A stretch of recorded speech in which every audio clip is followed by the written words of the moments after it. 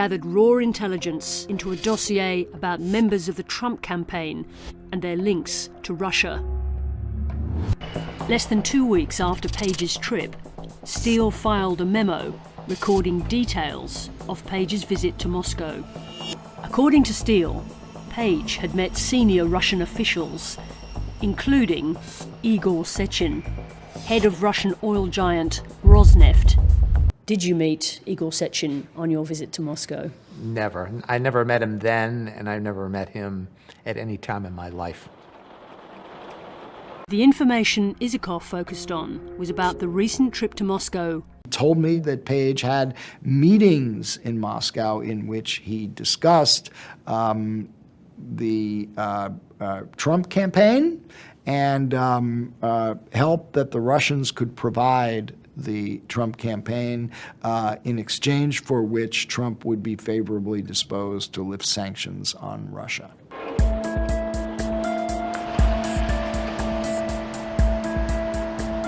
Steele sources claim that Sechin offered energy deals for the US if Trump would lift the sanctions, and a personal kickback for Carter Page. Page has repeatedly denied meeting Sechin in Moscow, but under oath to a congressional committee, he conceded he had met with another Rosneft official, Andrei Baranov.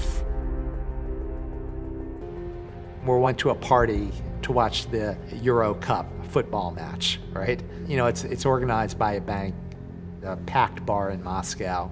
There was tons of people there, and we're watching a football game. You know, Portugal, I think, was playing Wales that day, and everyone's focused on Ronaldo's goal, right? So that was sort of the topic of conversation. You know, I had a brief chat, and so, you know, this is just sort of the desperation of various DNC operatives to this day trying to make something out of nothing. So, did you discuss sanctions with Baranov? You know, I can't say that. I'm careful in terms of the wording, right? Sanctions is a topic that people in the economy talk about at some point. Did it possibly come up? I have no recollection. You know, I have no idea. You know, it may have been a couple of words in passing. Dan Hoffman was one of America's top spies. He was CIA station chief in Moscow. The former Moscow station chief has a different theory about the information Steele collected. I can tell you from my own experience, it's extraordinarily difficult to collect intelligence inside Russia. It's especially difficult to do it in that way when the person who was collecting that information, Steele, didn't travel himself to Russia. The Russians might have been tracking him as well, and certainly tracking his sources traveling inside to Russia or trying to collect information inside Russia. And then once they spotted that, if my theory is right, then they would have used the dossier as a conduit for their own disinformation. What I can tell you for sure, without question, is there was never any discussion of any quid pro quo or anything I, myself, or anyone, you know, I was supporting at the time could possibly do to change that, that one particular policy, which is sort of a piece of minutia in a much broader set of issues. Page was investigated by the FBI, but never charged with wrongdoing. There is zero basis for anything related to the controversy surrounding myself. You did have some substantial experience in Moscow. Tell me about that. You know, and this is another misnomer, right, where people play up that I'm just the Russia guy, right? And I think that was part of the reason I was such a central target when they wanted to start this witch hunt, false storyline about, you know, some corrupt intent or quote-unquote collusion with Moscow. Well, here's someone who actually lived there and worked there. The Trump campaign was unaware that only a few years earlier, Carter Page was groomed as an asset by Russian spies. The two agents were Viktor Podobny and Igor Sporyshev. I also promised him a lot, that I have connections in the trade representation, meaning that I can push contracts. This is intelligence method to cheat. You promise a favor for a favor, you get the documents from him and tell him to go fuck himself. This was another complete nothing of a story, right? I met this junior diplomat, 20-something-year-old guy, and we had a chat at the Asia Society up on Park Avenue here. And we had a chit-chat, no big deal.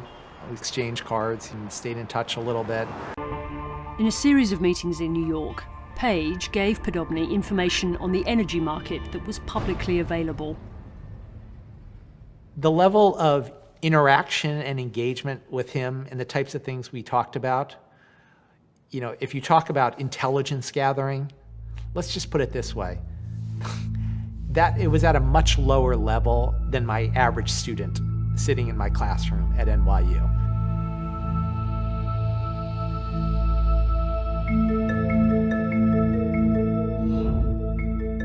In the FBI transcripts of their conversations, the spies focused on Carter Page's interest in Russia's biggest energy company, Gazprom.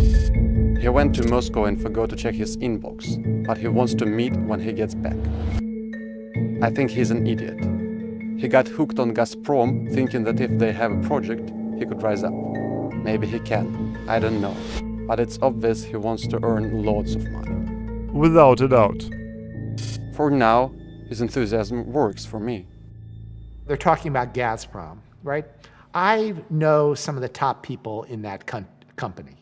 If they were actually going to bribe me or to try to do some crazy scheme for whatever purpose, I don't know whatever conspiracy theory you want to throw out there, you think they might do that more directly with some better contact either in Moscow or London or something, rather than this 20-something-year-old kid in New York.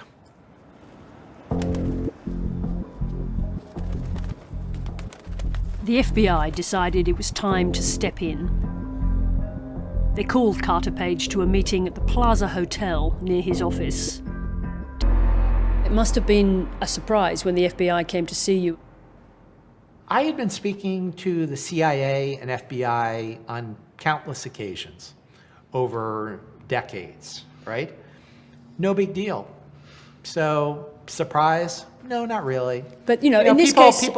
People reach out to me, and I'm happy to help. It's similar to my volunteering in the Trump campaign. Sure, though Podobny was an agent for the SVR, he was the real thing, and he was trying to cultivate you as an asset. So that's a real thing. He never cultivated anything as an asset, so it's a complete misnomer.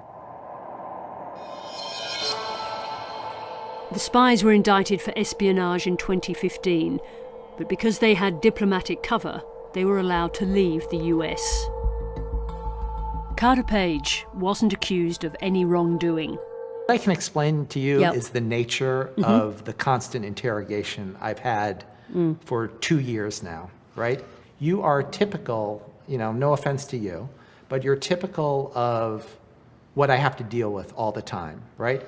So if you have this false theory out there and you want to attack someone, and you have someone who's a supporter of this individual and a photo of him in Moscow, this is the one wonderful jackpot. And that's what it's all about. You must have felt bad about the fact that, I think you said that you'd caused embarrassment to the campaign. I didn't cause embarrassment to the campaign, just to be clear. This is a complete smear from, people that were paid millions of dollars, this big dollar funded propaganda campaign to just tear someone down. So it's pretty sad, actually.